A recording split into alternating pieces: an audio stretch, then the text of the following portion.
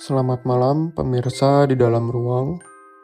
Di video kali ini kita akan menelusuri sebuah kisah bersejarah yang penuh misteri dari kota Bandung, yaitu Rumah Kentang. Rumah Kentang terkenal karena berbagai cerita mistis yang melibatkan penampakan hantu dan pengalaman-pengalaman menyeramkan oleh pengunjung atau penduduk setempat. Rumah Kentang terkenal karena berbagai cerita mistis yang melibatkan penampakan hantu dan pengalaman-pengalaman menyeramkan oleh pengunjung atau penduduk setempat. Dari mitos yang beredar, konon warga kerap mencium bau kentang saat melintasi rumah tersebut, dan sering juga terlihat penampakan dari hantu anak kecil. Bagaimanakah cerita lengkapnya? Mari kita telusuri bersama.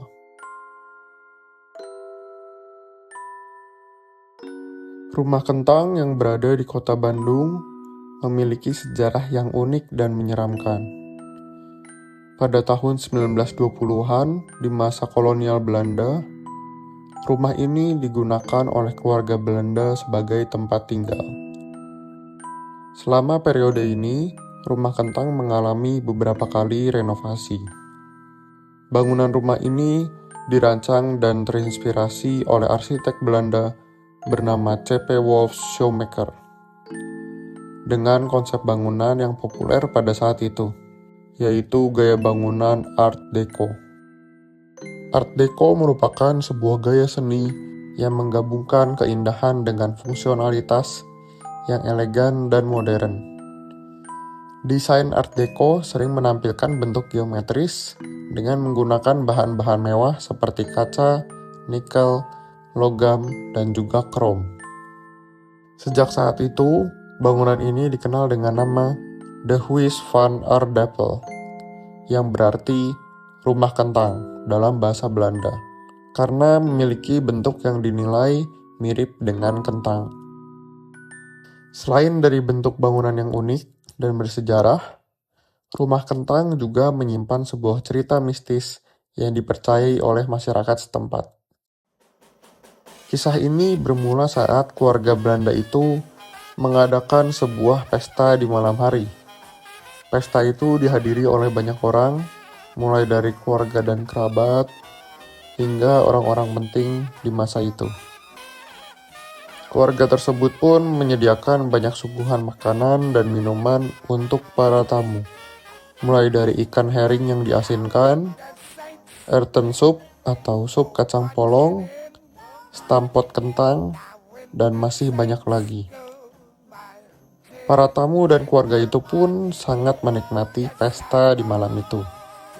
Mereka berbincang semalaman, berdansa, dan makan hidangan yang enak dan mewah. Namun siapa sangka, di tengah-tengah kegembiraan itu, ada sebuah kejadian yang sangat mengenaskan. Anak balita dari keluarga Belanda pemilik rumah tersebut tanpa sengaja berjalan sendirian ke arah dapur. Oleh karena kurang pengawasan, anak tersebut terpleset dan masuk ke kuali panas yang berisikan rebusan kentang. Saat itu, tidak ada yang sadar akan kejadian naas tersebut. Hingga keesokan harinya, anak keturunan Belanda tersebut ditemukan dengan keadaan yang sudah tidak bernyawa. Sejak saat itu, masyarakat sekitar sering mencium bau kentang saat melewati rumah itu di malam hari. Konon, hal itu merupakan pertanda kemunculan sosok hantu anak kecil Belanda yang tewas mengenaskan di dalam kuali berisi rebusan kentang. Selain itu, beberapa orang juga mempercayai adanya sosok siluman anjing penjaga yang berkeliaran di kawasan rumah tersebut. Apakah cerita terkait anak Belanda itu nyata atau hanya mitos belaka? Kami kembalikan kepada kepercayaan masing-masing pemirsa di dalam ruang.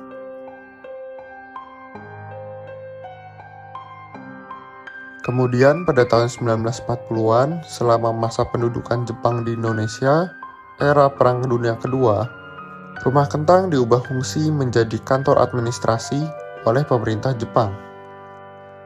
Dan setelah kemerdekaan Indonesia pada tahun 1945, Rumah Kentang beralih tangan dan digunakan oleh berbagai pihak, termasuk pejabat pemerintah dan juga sebagai tempat pertemuan dan tempat pendidikan.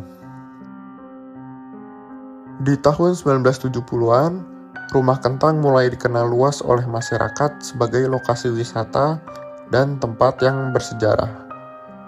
Banyak pengunjung datang untuk melihat arsitektur rumah yang unik dan menikmati sejarah yang tersimpan di dalamnya. Pemerintah lokal dan berbagai organisasi konservasi mulai menyadari pentingnya Rumah Kentang sebagai bagian dari warisan budaya. Rumah ini kemudian melalui proses restorasi untuk mempertahankan keasliannya dan memastikan bahwa nilai sejarahnya tetap terjaga. Di tahun 1990-an hingga tahun 2000-an, Rumah Kentang menjadi salah satu destinasi wisata yang populer dan sering digunakan untuk acara-acara budaya, pameran, dan kegiatan edukasi. Rumah ini juga berfungsi sebagai pusat informasi mengenai sejarah lokal dan arsitektur kolonial. Popularitas rumah ini juga didorong oleh berbagai laporan di media lokal, blog, dan cerita-cerita urban legend yang menyebar melalui internet. Program televisi dan dokumenter yang membahas fenomena paranormal juga sering menyoroti Rumah Kentang sebagai lokasi yang menarik untuk dijelajahi. Karena popularitas dan cerita horornya yang melegenda, kisah ini diadaptasi menjadi sebuah film horor di tahun 2012 yang berjudul Rumah Kentang. Dan Rumah Kentang The Beginning pada tahun 2019. Yang uniknya, pada tahun 2014, Rumah Kentang beralih fungsi menjadi sebuah restoran dengan konsep hidangan khas Indonesia yang memiliki nuansa nostalgia dengan bentuk bangunan lamanya yang masih dipertahankan. Jika dulu rumah ini memiliki kesan horor dan mengerikan, kini bangunan ini berubah 180 derajat, menjadi restoran dengan kesan estetik dan menyenangkan. Begitulah cerita sejarah dan kisah mistis dari Rumah Kentang yang berlokasi di kota Bandung. Terima kasih karena sudah menonton video ini. Jangan lupa untuk like, komen, dan subscribe untuk mensupport tim Dalam Ruang dalam membuat video menarik lainnya. Semoga pemirsa di Dalam Ruang selalu diberi kesehatan dan semoga dapat tidur dengan nyenyak malam ini.